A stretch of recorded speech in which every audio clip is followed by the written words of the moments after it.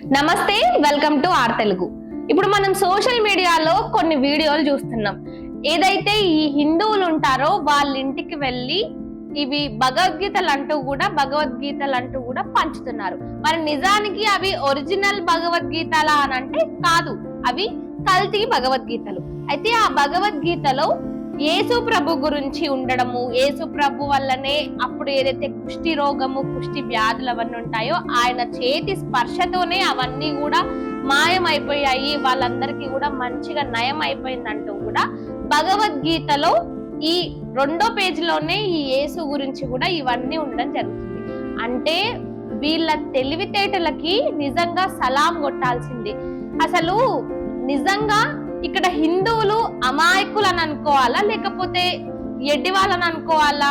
అంటే హిందువులు ఏమని చెప్తుంటారు, మానవత్వం ఇంపార్టెంట్, అందరూ సమానమే, ఫస్ట్ మానవత్వము ఆ తర్వాతనే దేవుడు అన్నట్టుగా కూడా వాళ్ళ పిల్లలకు గాని వాళ్ళ ఇంట్లో గాని అదే ఒక ఐడియాలజీతో ఉంటారు. కానీ వేరే మతం వాళ్ళు ఏం చేస్తారు, ఫస్ట్ దేవుడు ఆ తర్వాతనే మిగతావన్నీ అన్నట్టుగా ఉంటారు. మరి నిజానికి ఇక్కడ హిందువులది తప్ప అంటే ముమ్మాటికి తప్పే. ఎందుకంటే వాళ్ళ పిల్లలకి ఈ భగవద్గీత గురించి, ఏదైతే ఈ హిందూ గ్రంథాలు ఉంటాయో వాటి గురించి చెప్పాల్సిన పూర్తి బాధ్యత వాళ్ళ పైన ఉంది. వీళ్ళు సరిగ్గా చెప్పకపోవడము, ఇక దీన్నే చాలా మంది కూడా క్యాష్ చేసుకుంటున్నారు. ఇప్పుడే ఇది ఫస్ట్ ఏం కాదు, ఇది కొన్ని సంవత్సరాల నుంచి జరుగుతూనే ఉంది. ఏదైతే హిందువుల మీద పడడము, హిందువులన్నీ కన్వర్ట్ చేయాలని చూడడము, మొన్నటి వరకు ఊరూర్లు తిరిగి బైబిల్ గురించి చెప్పిర్రు, ఇక ఇప్పుడు ఇండైరెక్ట్ గా భగవద్గీత రూపంలో బైబిల్ గురించి చెప్తున్నారు. ఇప్పుడు ఈ వీడియోని గాన మీరు క్లియర్ గా చూసినట్టయితే ఆ మనిషి సీరియస్ గా క్వశ్చన్ చేస్తున్నాడు. ఏమని, అసలు భగవద్గీతల యేసుప్రభు ఎందుకు వచ్చిండు, ఈయన పేరు ఎందుకు ఇంక్లూడ్ చేసిరనంటే ఆయన ఏమంటున్నాడు, లేదు ఎగ్జాంపుల్ గా ఈ పేరు తీసుకున్నాడు. అసలు ఎగ్జాంపుల్ గా అసలు తీసుకోవాల్సిన అవసరం ఏముంది? భగవద్గీత జరిగింది కృష్ణుడు అర్జునుల మధ్యన భగవద్గీత జరిగింది. కృష్ణుడు అర్జునికి చెప్తున్న అదంతా కూడా మనకు భగవద్గీతలో క్లియర్ గా ఉంటుంది.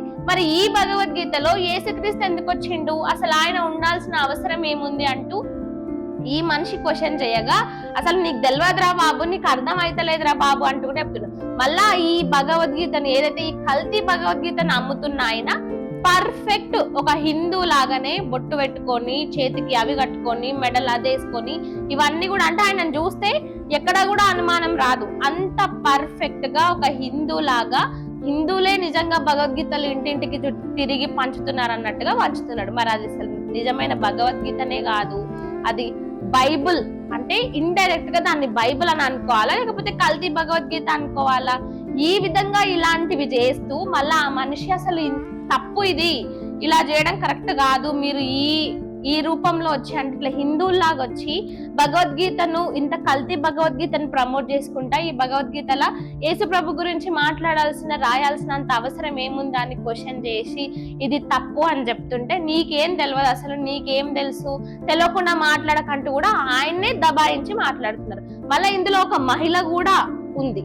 అంటే వీళ్ళేంది ఇంకా కన్వర్ట్ చేయడానికి, సరే ఈ పుస్తకాలు ఉన్నాయి, ఇప్పుడు మనకి తెలుసు ఈ పుస్తకాలు కల్తీ పుస్తకాలని, కానీ ఫ్యూచర్ లో ఇవే పుస్తకాలు నిజంగా కొంతమంది కొని చదివితే, అంటే వీళ్ళు ఇప్పుడు వేసిన ఈ మాస్టర్ ప్లాన్ ఈ రోజు కోసం కాదు, రేపటి కోసం, రేపు అనే రోజున ఈ పుస్తకాలు చదివినప్పుడు ఇందులో యేసు గురించి చదువుతారు, ఆయన ఒక మహాత్ముడు, మహానీయుడు అనేది వీళ్ళకు కూడా అర్థమవుతుంది, వీళ్ళు కూడా కన్వర్ట్ అవుతారు అనే ఉద్దేశంతోనే ఈ విధంగా వీళ్ళు చేసింటారా? ఇప్పటి వరకు మనం చాలానే చూసినాము, డైరెక్ట్ గా కన్వర్ట్ గమ్మని ఒక బాబాల అవతారం ఎత్తి ఎంతో మందిని కూడా కన్వర్ట్ చేసి ఇలా చాలా మంది దందాలు బయట పడతానే ఉన్నాయి.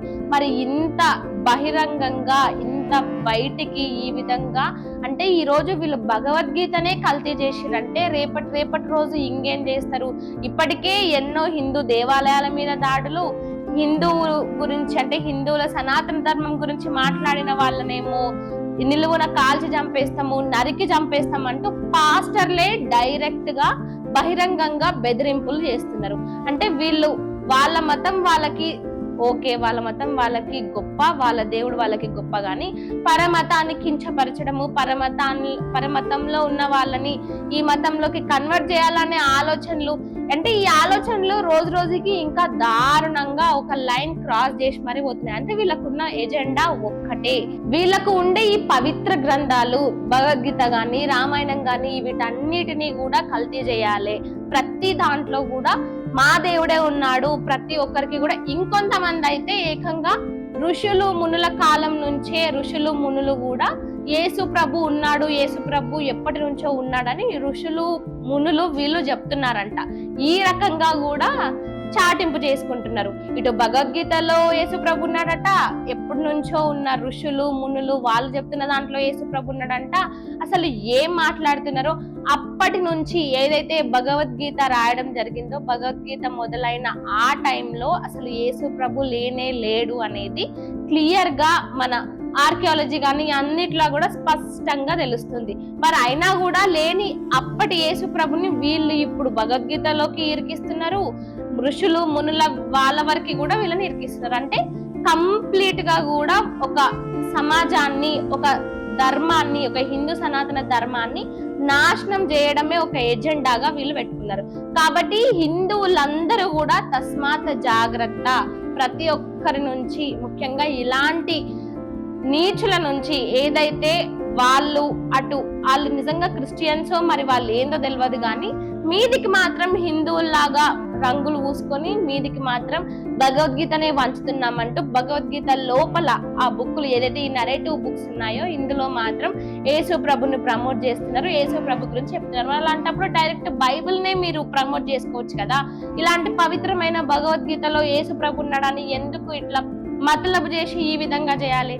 మరి దీనిపై మీరేమంటారు? కామెంట్ రూపంలో చెప్పండి.